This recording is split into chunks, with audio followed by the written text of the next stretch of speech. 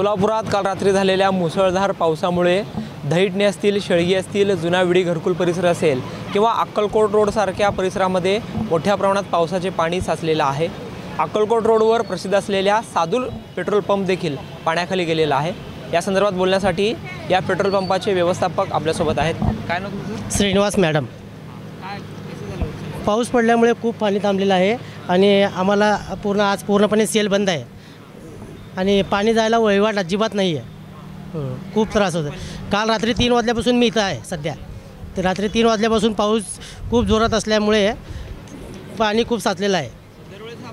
दरवेळेस कंटिन्यू पाऊस आले की खूप या वेळेस तर खूप जास्त प्रमाणात पाऊस आलेला आहे, त्यामुळे खूप नुकसान झालेलं आहे। आमचं सेलसुद्धा पूर्णपणे बंद आहे।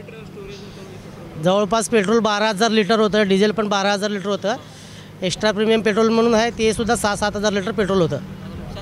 पूर्णपणे नुकसान झालेलं आहे। आता ते काय झाल्यावरच कळेल आम्हाला, पण काय मालक नाहीत सध्याला, आउट ऑफ सिटी आहेत मालक।